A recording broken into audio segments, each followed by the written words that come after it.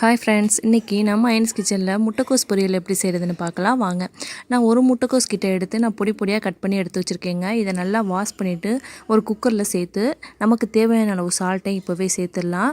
அதுக்கப்புறம் பார்த்திங்கன்னா ஒரு 1/4 டம்ளருக்கு கீழே நம்ம தண்ணி விட்டு ஒரு 2 விசில் கிட்ட விட்டு நம்ம நல்லா வேக வச்சு எடுத்துக்கலாம்.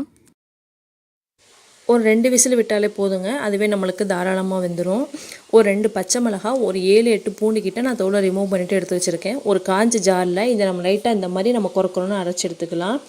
ஒரு சின்ன ஒரு மீடியம் சைஸ் பல்லாரியில் ஒன்று எடுத்து கட் பண்ணி வச்சுருக்கேன். கொஞ்சமாக கருவேப்பிலை. நம்ம இதுக்கப்புறம் நான் வந்து பச்சை மிளகாயோ பட்டை மிளகாயோ நம்ம எதுவும் சேர்க்க வேண்டியது இல்லைங்க. இதோட ஃப்ளேவரே நம்மளுக்கு நல்லாயிருக்கும். ஒரு இறால் பார்த்திங்கன்னா ஒரு 10 இறால் கிட்ட எடுத்து நான் குட்டி குட்டியாக கட் பண்ணி வச்சுருக்கேன். ஒரு சின்ன கப்பில் தேங்காய், துருவின தேங்காய், ஒரு 3 டேபிள் ஸ்பூன் கிட்ட நான் கடலப்பருப்பு எடுத்து நான் ஊற போட்டு வச்சுருக்கேங்க. 2 விசில் விட்டாச்சுங்க. இப்போ பார்த்திங்கன்னா நம்மளுக்கு அதோட கலரு நம்மளுக்கு சேஞ்ச் ஆகாமல் அப்படியே நல்லாயிருக்கும் அது. இப்போ பார்த்திங்கன்னா ஒரு பாத்திரத்தில் 2 டேபிள் ஸ்பூன் கிட்ட நம்ம ஆயில் விட்டுக்கலாம்.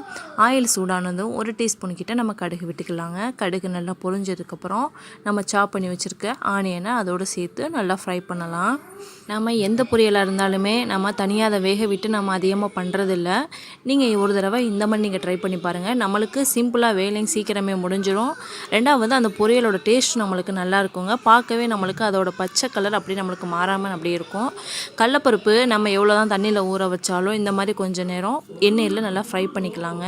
அதுக்கப்புறமா நம்ம அந்த பச்சை மிளகா, பூண்டு அதெல்லாம் பொடி பண்ணி வச்சுருக்கோம் இல்லையா, அதையும் கருவேப்பிலையும் சேர்த்து இப்போ நல்லா அதோட ஃப்ரை பண்ணிக்கலாம். முட்டைக்கோஸ் பொரியல் தான் இந்த மாதிரி தனியாக நம்ம வேக வச்சு பண்ணணும்னு இல்லைங்க. கேரட், பீன்ஸு, அவரைக்காய் இந்த மாதிரி பொரியல்லாம் கூட நம்ம முன்னாடி நம்ம வேக வச்சு அதுக்கப்புறமா நான் இது பண்ணலாம். இப்போ இந்த ஸ்டேஜில் பார்த்திங்கன்னா நம்ம எடுத்து வச்சுருக்க இறாலையும் இதோட சேர்த்து நல்லா கொஞ்சம் நேரம் நல்லா வதக்கிக்கலாம்.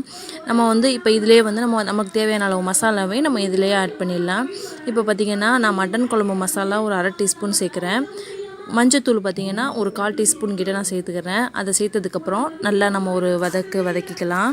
அந்த மசாலா ஸ்மெல் கொஞ்சம் போகிற வரைக்கும் நம்ம நல்லா அப்படி ஃப்ரை பண்ணிக்கலாங்க. நம்ம சால்ட்டு சேர்க்க போகிறதில்ல. ஏன்னா நம்ம முட்டைக்கோஸ் வேக வைக்கிறப்பவே நம்ம சால்ட்டு நமக்கு தேவையான அளவு சேர்த்துக்கிட்டோம். அதனால் இப்போ நம்ம சால்ட்டு சேர்க்க வேண்டியதில்லை. மசாலா ஸ்மெல் கொஞ்சம் போனதுக்கப்புறமா நம்ம வேக வச்ச முட்டைக்கோஸை இதோட ஆட் பண்ணி நல்லா ஒரு பெரட்டிக்கலாங்க.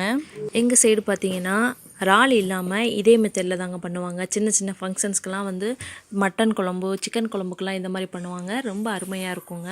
இப்போ பார்த்திங்கன்னா இறக்க போகிற ஸ்டேஜுக்கு கொஞ்சம் முன்னாடி நம்ம துருவி வச்சுருக்க தேங்காவை இதோட சேர்த்துடலாம். சேர்த்து நல்லா கிளறி விட்டுக்கலாம். தேங்காய் சேர்த்ததுக்கப்புறம் ஒரு 2 நிமிஷம் நல்லா கிளறி விட்டதுக்கப்புறம் நம்ம ஸ்டவ் ஆஃப் பண்ணிடலாம். முதல்லையே தண்ணி விட்டு வேக வச்சதுனால நம்மளுக்கு உதிரியாக வராமல் இருந்துடலாம் நினைக்கவே வேண்டாம். கண்டிப்பாக அது உதிரியாக வருங்க. நீங்கள் இந்த மாதிரி ஒரு தடவை நீங்கள் ட்ரை பண்ணி பாருங்கள். நம்மளோட முட்டைக்கோஸ் பொரியல் இது சூப்பராக ரெடி ஆகிடுச்சு. இது வரைக்கும் எங்கள் சேனலை சப்ஸ்கிரைப் பண்ணாமல் இருந்தீங்கன்னா மறக்காமல் சப்ஸ்கிரைப் பண்ணிடுங்க. லைக் பண்ணுங்கள், ஷேர் பண்ணுங்கள்.